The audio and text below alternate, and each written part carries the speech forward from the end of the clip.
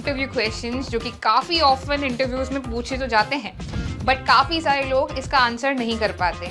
आज बात करेंगे इन सारे क्वेश्चंस के बारे में, कैसे इनको आंसर कर सकते हैं with the help of examples. So let's get started.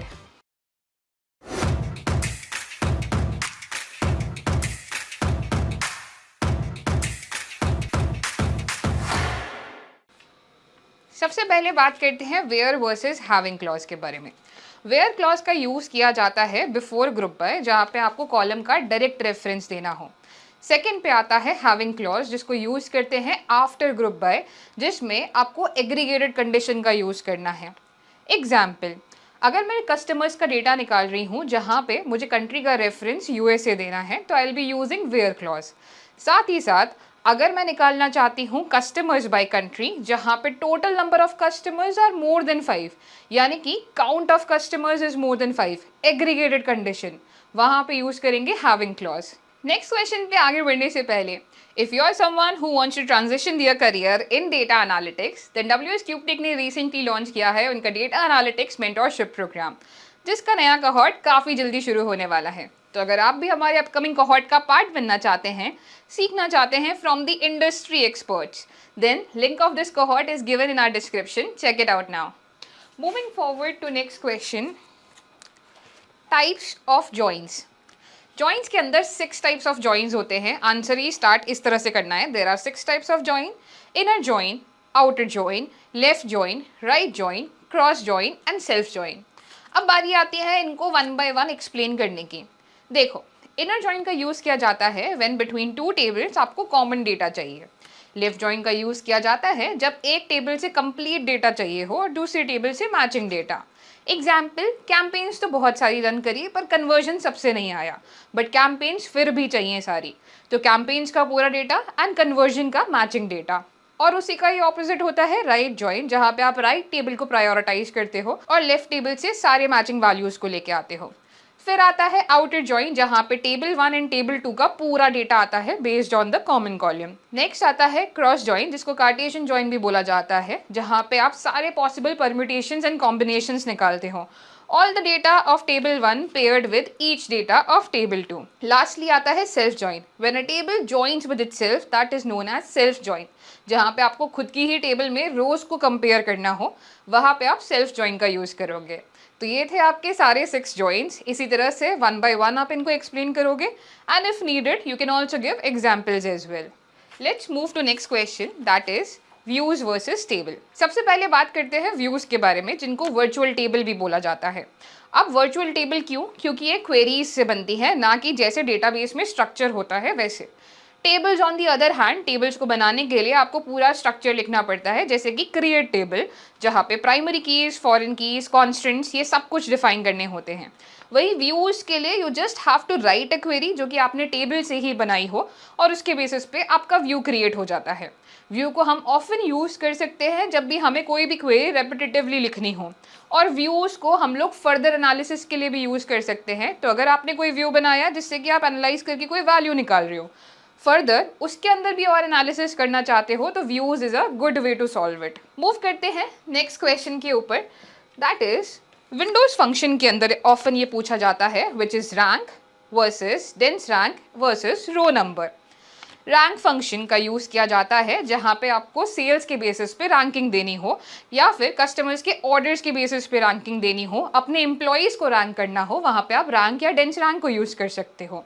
Rank skips the value, dense rank does not skips the value. Row number on the other hand हर एक रो को एक नंबर असाइन करता है। चलो एग्जाम्पल लेते हैं, जैसे 2 जने एक ही रैंक के ऊपर हैं, या फिर 2 जनों की सेम वैल्यू है। उस केस में रैंक फंक्शन आपको देगा 113, dense rank will give you 112 and row number will give you 123 always. Move करते हैं नेक्स्ट क्वेश्चन के ऊपर, which is why we use SQL over other tools जैसे कि Power BI, Tableau, जहाँ पे हम ऑलरेडी विजुअल्स बना सकते हैं। देखो, SQL का ऑफन यूज़ किया जाता है इन एडहॉक एनालिसिस। यूजुअली कंपनीज का डेटा होता है इन द डेटाबेसेस, एंड अगर आपको इंस्टेंटली एनालिसिस करने हो rather than taking your data to Power BI या फिर Tableau, जहाँ पे आपको पहले क्लीनिंग करनी पड़ेगी, मॉडलिंग करनी पड़ेगी, फिर आप विजुअल्स बनाओगे एंड तब जाके आपके आंसर्स निकलेंगे। वहीं पे SQL queries can do all of it for you within a few seconds. You can clean your data, you can model it within by using joins, and वहीं पे आप ग्रुप बाय करके समराइज भी कर सकते हो. तो एडहॉक एनालिसिस के लिए आप ऑफन SQL को यूज कर सकते हो rather than using Power BI और Tableau. Now let's move to next question, which is CTE versus subquery and when to use which one. देखो, कॉमन टेबल एक्सप्रेशन, CTE मतलब कॉमन टेबल एक्सप्रेशन, जहां पे आप किसी भी क्वेरी को लिख के उसको कॉमन टेबल बना सकते हो. कॉमन टेबल एक्सप्रेशन का मतलब हुआ एक टेम्पररी टेबल जो कि उसी क्वेरी तक लिमिटेड है. अब ये टेबल बाहर नहीं है बट सिर्फ और सिर्फ आपकी क्वेरी के अंदर है, जिसमें आप जितनी चाहें उतनी कॉमन टेबल एक्सप्रेशंस बना सकते हैं. सब क्वेरी का मतलब होता है a query inside a query. सब क्वेरीज कैन गेट कॉम्प्लेक्स जब आपके पास काफ़ी ज़्यादा डेटा हो, काफ़ी सारी टेबल्स इन्वॉल्व हो, और उसी केसेस के अंदर कॉमन टेबल एक्सप्रेशन को यूज़ किया जाता है. तो जब आपकी क्वेरीज काफ़ी कॉम्प्लेक्स होती जा रही है, don't go for sub queries but go for common table expression. जब छोटे से ये एक्सप्रेशंस हैं, 1 और 2 सब क्वेरीज का यूज़ हो रहा है, तो you can go for sub queries directly. Move करते हैं नेक्स्ट क्वेश्चन के ऊपर, which is stored procedures. What are stored procedures और इनको हम लोग कैसे यूज़ करते हैं? स्टोर्ड प्रोसीजर्स का यूज़ किया जाता है जब हमें किसी भी क्वेरी को सेव्ड रखना हो प्लस डायनामिक बनाना हो. अब जैसे रोज़ मुझे कस्टमर्स का डेटा तो फैच करना है बट ऑफ डिफरेंट कंट्रीज़, कभी USA, कभी फ्रांस, कभी जर्मनी. इस केस में I can create a stored procedure जहाँ पे मैं कंट्री के नेम को डायनामिक रख सकती हूँ. जब जब मैं किसी भी डिफरेंट कंट्री का नाम पास करूँ, उस कंट्री के लोग हमारे पास फिल्टर होके आ जाए, तो there we will be using stored procedures. Let's move to next question, coalesce versus if null. Coalesce का यूज़ किया जाता है जब हमें किसी भी नल वैल्यू को फिल करना हो विद एनी वैल्यू जो कि हम डिफाइन कर रहे हैं, और इफ नल का भी उसी लिए यूज़ किया जाता है. तो डिफरेंस कहाँ पे आया?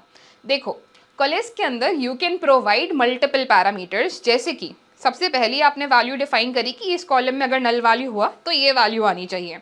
व्हाट इफ जो वैल्यू आनी चाहिए वो भी नल है, उस केस में यू कैन गिव थर्ड और fourth parameter as well.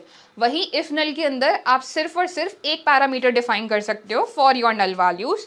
So that is the difference between if null and coalesce. Now let's move to our next question, which is how we can optimize SQL query. SQL query को optimize करने के काफ़ी सारे methods होते हैं depending upon the situation. कुछ basic methods हैं that you can always choose the column name rather than choosing select all. जब भी हम लोग सिलेक्ट एस्ट्रिक का यूज़ करते हैं, उसका मतलब है कि हम लोग कॉलम्स सारे कॉल करना चाहते हैं, जबकि हमारी क्वेरी में हो सकता है कि हमें 1 या 2 कॉलम चाहिए हो.